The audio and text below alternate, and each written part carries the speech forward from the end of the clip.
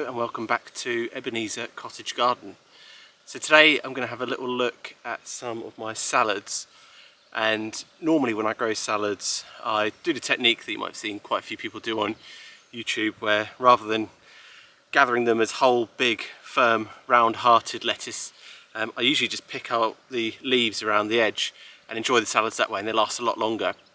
Lettuce, but I have just left some in the ground to pick whole this year, and I might even leave a couple in the ground to save seed from as well. So they're looking quite good.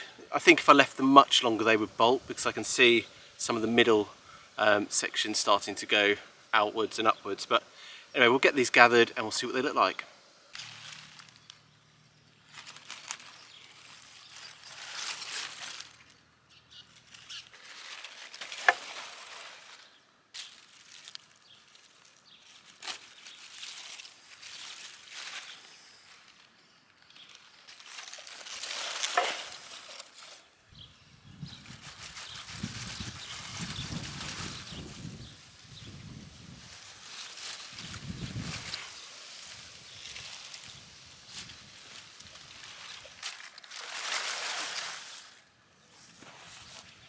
Well, I'm definitely happy with this harvest. I got them at just the right time, because I could really see, especially that last one I think it was going to flower. So it wouldn't have been the end of the world. Like I said, I would have saved seed from it, but I'll clear a bit of space, plant a few new things in there, and I'm going to eat one of these myself, or we will, and then I think I'll drop one off on a neighbour's doorstep and take the other over to my mother-in-law's tomorrow. So that's not the end of it. I've got a few more jobs to do. I've got a prickly pear to move into the greenhouse. Here is my prickly pear. I love this plant. It usually lives out in the conservatory throughout the year, but I'm just thinking I'm going to bring it out into the greenhouse this summer, see if I can get some fruit off it. This particular plant has a bit of a story about it actually. I was on holiday in Puglia in Italy, which is where my mum's from, and I snapped just a little pad of this off of a prickly pear that I saw out there, and I brought it home and I've been nurturing it for 10 years. It's not always been in, I haven't always potted it up and moved it on into bigger pots perhaps as I should, but it's really kicking into gear now. You can see it's got a couple of nice new pads that are forming this year. I'm just hoping that by nudging it in here I can encourage it to produce some fruit. It has done that once, only once. And this is the little tomato plant that I rescued, if you remember, a couple of episodes back. So hopefully I can get him in the ground and he will have a happy summer. Right, I'm just going to pop this down in the corner. I think I've got a nice little spot for it.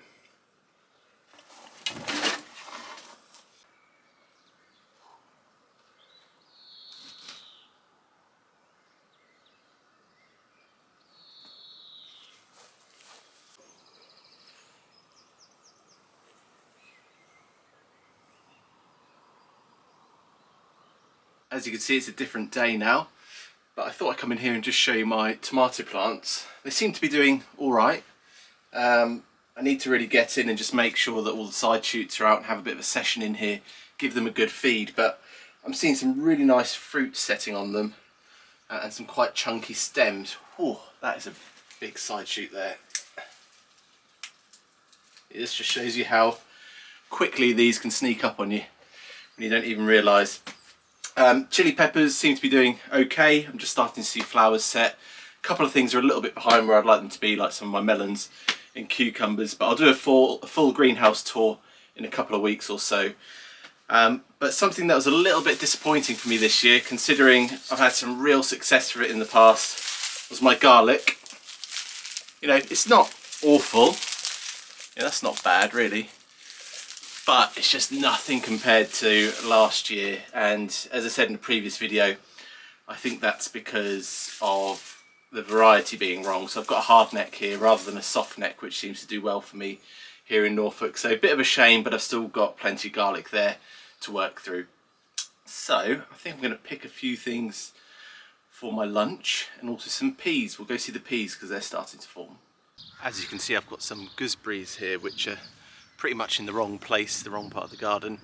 They're in an ornamental border which I'm working on clearing. I've got quite a lot of weeding and bits and pieces to do along here, but there's a nice crop this year. Normally, because I don't really protect this, it's out of place and all the rest, the birds just come along and snatch them. But I think I'm going to harvest these, and the plan is to freeze them Then eventually I will make some wine out of them because gooseberry wine is absolutely beautiful. So let's have a look and see what they look like. As you can see, they've got that nice sort of blush colour to them, these ones. So I think I'll pick the rest of these and we'll get them stored away before the birds eat them.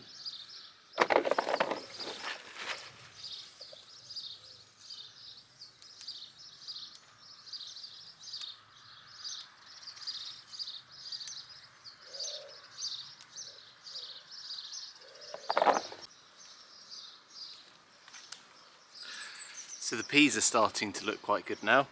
I'm making sure these are getting plenty of water because we're not getting a lot of rain at the moment.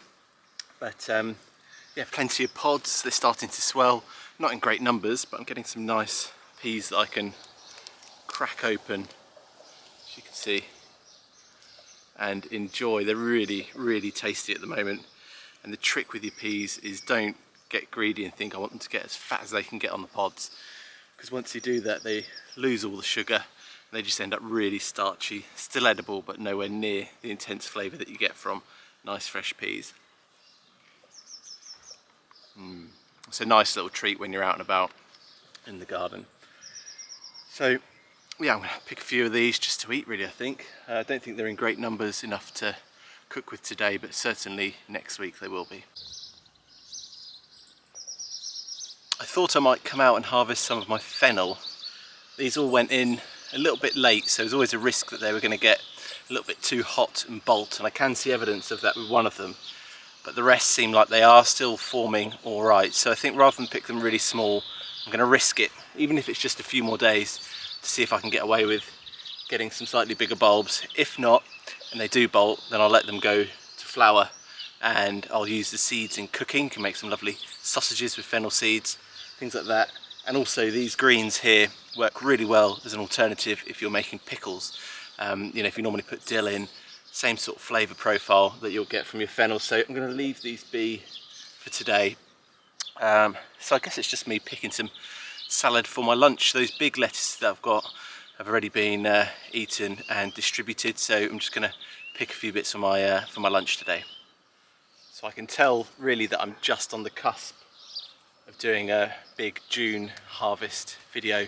Just going to try and get as many things that I can together, but I don't think today's that day because I don't want to pick everything and not have a purpose to use it straight away. I want to pick it and eat it fresh or give it away fresh, so I'm just going to take what I need today. Some lovely little leaves here, and this is slightly different to what I was doing earlier on in the video where I was picking the whole lettuce. I was just picking the individual leaves here instead. So just a light and modest harvest for me this lunchtime. A few things I can go in and eat fresh now, but having had a good look around at everything, and I haven't shown you everything on camera, like my courgettes, pumpkins, strawberries, broccoli, cauliflower, and we haven't really had a real in-depth look at the greenhouse either, but I can tell that I'm really on the cusp of having a real glut of food. And what I need to do and what I need to be better at this year is succession planting. So making sure that I've got small plants to go into the ground. So it's a really good time to nip that in the bud if you're not the best at succession planting, and just think, what can I plant or what can I sow this month to put in later on in the year to make sure there's no gaps. And I think this is the year where I'm kind of getting a bit better at doing that. So I'm going to go in and enjoy these. I'm going to freeze those gooseberries. I didn't pick them all because they weren't all quite ready, but I'm going to keep on adding to them and we'll make some wine with them. And something else that I didn't tell you earlier on is you can also make wine out of the green pea pods as well, without the peas. Once you've eaten the peas, just the pods themselves. So if you're feeling a bit frugal, you can give that a go, and I might even give it a go this year. We'll see how it goes. Anyway, thanks for watching. Do like and subscribe, and I hope you've enjoyed what you've seen today.